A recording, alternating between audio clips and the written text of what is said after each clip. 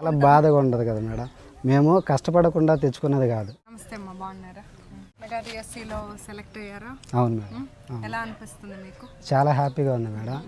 యాక్చువల్గా ఈ journey 2019లో start అయింది మేడం. నేను 2013 నుంచి 2019 వరకు ఒక ప్రైవేట్ స్కూల్లో చేశాను మేడం. 13 to 19 ఒక ప్రైవేట్ స్కూల్లో ఇక్కడ Mullamuri madam, Shivasai public school అని ఇక్కడ చేశాను. చేసిన తర్వాత అప్పుడే కొత్తగా గవర్నమెంట్ వచ్చింది 2019 మేలో. అప్పుడు వాళ్ళు చెప్పింది ఏంటి అంటే ఎవ్రీ ఇయర్ మేము క్యాలెండర్ ఇస్తాము, ఆ క్యాలెండర్లో మెగా డిఎస్సి కూడా ఉంటుంది కానీ 2020 జనవరిలో నోటిఫికేషన్ వస్తుంది. సో ఆ జనవరిలో నోటిఫికేషన్ రాలేదు. సరేనని మరలా నెక్స్ట్ జనవరి కోసం క్యాలెండర్ కోసం వెయిట్ చేసాం. 2020 అయిపోయింది, 21 జనవరిలో కూడా క్యాలెండర్ రాలేదు. సరే 21, 22, 23, 24 వరకు నో నోటిఫికేషన్స్ డిఎస్సి మీద. సో దీనికోసం నేను ప్రతి సంవత్సరం ఎదురు చూడటం, ఇట్లా అది వెనక్కి వెళ్ళిపోతున్నాను. ఈ క్రమంలో ఏమవుతుందంటే ప్రిపరేషన్ కంటిన్యూ అవ్వడానికి నేను కోచింగ్కి వెళ్ళేంత డబ్బులు లేవు నా దగ్గర.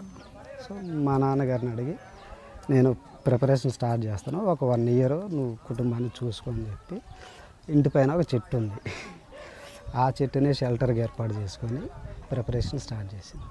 సో అప్పుడు దాకా మీరు చదువుకునే టైంలో మీ నాన్నగారు మా నాన్నగారు కుటుంబాన్ని మా నాన్నగారు అవును ఈ వయసు పిల్లలు ఉన్నా కూడా 2 పిల్లలు మేడం మీ కుటుంబం మీకు సపోర్ట్ చేసింది. అలా 6 years continuous preparation, notification every year notification కోసం ఎదురు చూడటం, మరలా డిసప్పాయింట్ అవ్వడం. సరే ప్రిపరేషన్ మరలా వెనక్కిపోకూడదన్న ఉద్దేశంతో ఇంత కష్టం వేస్ట్ అవ్వకూడదని కంటిన్యూ చేస్తూనే ఉన్నాం. డైలీ ఇంటి దగ్గర ఏదైనా చిన్న పనులు ఉన్న పనులు చేసుకుంటా. మా వైఫ్ కూడా బాగా సపోర్ట్ చేసింది ఆ ప్రిపరేషన్. 2024 కూటమి ప్రభుత్వం ప్రామిస్ చేసింది. సో అనుకున్న రీతిగానే ఫస్ట్ సైన్ వాళ్ళు చంద్రబాబు నాయుడు గారు కానీ లోకేష్ గారు కానీ ఫస్ట్ సైన్ డిఎస్సి మీదనే చేశారు.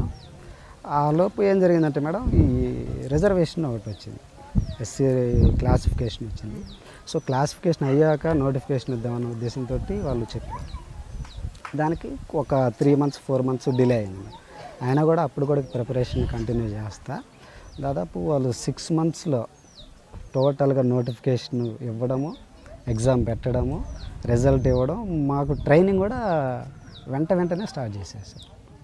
పెద్ద గ్యాప్ ఏం లేదు అసలు. మీకు ఇలా రిక్రూట్ అయిన వెంటనే మీరు ఎవరితో చెప్పుకున్నారు? ఇలా నా పేరెంట్స్తోనే చెప్పాను. బాగా సపోర్ట్ చేశారు.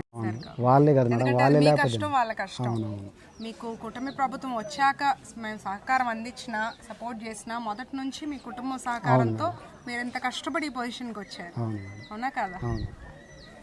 ఇన్నేళ్ల నిరాశ తర్వాత కూటమి ప్రభుత్వం వచ్చాక ఇచ్చిన మాట నిలబెట్టుకున్నాక మీకు ఏమనిపిస్తుంది? ఇప్పుడేమో వైసీపీ వాళ్ళు ఏమంటున్నారు, వాళ్ళకు మీడియా ఓ పేపర్ ఉందని చెప్పి ఏదేదో ఆరోపణలు చేస్తున్నారు. సరే వాళ్ళు ఏమనుకుంటున్నారంటే కూటమి ప్రభుత్వం మీద ఆరోపణలు చేస్తున్నారని. కానీ ఆరోపణలు విన్నప్పుడు మీలా కష్టపడి చదువుకున్న వాళ్ళు కుటుంబం అంతా త్యాగం చేసి మీకోసం నిలబడినప్పుడు మీకు ఎలా అనిపిస్తుంది? అవన్నీ బాధే కదా మేడం. ఇప్పుడు సిబిఐ ఇన్వెస్టిగేషన్ అవి ఇవి అని కదిలిస్తున్నారంటే అక్కడ ఏమీ లేదు, ఆధారాలు లేవు, మాట్లాడాలి. వింటంటే మీకు ఏమనిపిస్తుంది? చాలా బాధగా ఉండదు కదా మేడం. మేము కష్టపడకుండా తెచ్చుకున్నది కాదు, అది 1 సంవత్సరం కాదు, మేము 6 సంవత్సరాలు కష్టపడి తిండి లేక తిప్పలు లేక ఎన్ని ఇబ్బందులు ఉంటాయి మేడం. ఒక కుటుంబ యజమాని పని చేయకపోతే ఎన్ని ఇబ్బందులు ఉంటాయి. అన్ని ఇబ్బందులు సపోర్ట్గా ఉండి పోషిస్తారు. ఇంకెంతకంటే ఇంకేం చెప్పాలి మేడం, చెప్పండి. కష్టానికి వచ్చిన ఫలితమే మెగా డిఎస్సి. ఈ ప్రభుత్వం మాకు మేనేజ్ వాటికి ఆధారాలు ఉంటే చూపించాలి కదా మేడం. ఆధారాలు ఉంటే చూపించాలి. కనీసం ఇంతకుముందు పోయినసారి కొంతమంది డిఎస్సి అభ్యర్థులు మాకు అన్యాయం జరిగిందని వెళ్ళి అడిగారు ప్రతిపక్షం. ప్రతిదానికి కమిషనర్ గారు, స్కూల్ ఎడ్యుకేషన్ కమిషనర్ గారు ప్రతిదానికి వివరణ ఇచ్చారు. మీకు ఎందుకు రాలేదు అనే వాళ్ళకి, మాకు అన్యాయం జరిగిందన్న వాళ్ళకి మీకు ఎక్కడ మిస్ అయిందో వాళ్ళు క్లియర్గా చెప్పి చూపించారు. ఇప్పుడు నేను ఒకటి మీకు మామూలుగా అందరికి తెలిసిన విషయమైన నేనేం చెప్తున్నా అంటే చంద్రబాబు నాయుడు గారు మీరు చూస్తే తెలుగుదేశం పార్టీ హయాంలో ఇప్పుడు దాకా 18 డిఎస్సి 14 2 లక్షల టీచర్స్ పోస్టులు వచ్చినాయి.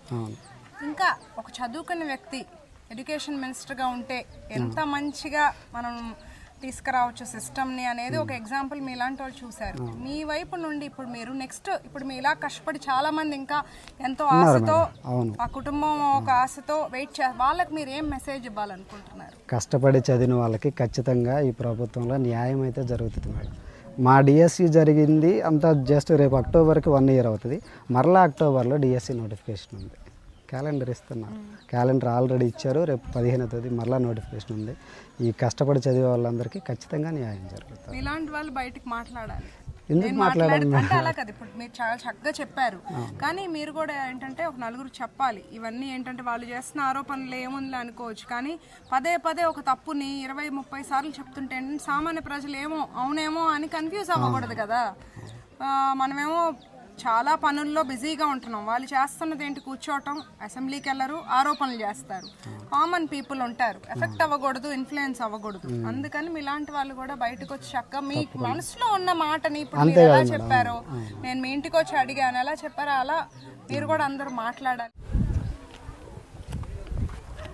ఇలా ఎక్కువచ్చి మిమ్మల్ని కలిస్తేనే కదా మీరు ఎంత కష్టపడి ఎట్లా పరిస్థితిలో ఉండి చదువుకొని డిఎస్సిలో ఇట్లా విజయం సాధించారని మాకు కూడా తెలిసేది. ఇక్కడే మేడం నా ప్రిపరేషన్. ఇక్కడ కూర్చొని చదువుకున్నాను. అవును madam. Great, congratulations and all the very best. And ఇంత మంచి ఫ్యామిలీ ఉన్నందుకు నిజంగా మీ అదృష్టం. అండ్ ఇది కూటమి ప్రభుత్వం విజయం మాత్రమే కాదు, మీ విజయం అండ్ మీ ఫ్యామిలీ విజయం. ఓకే, నమస్తే.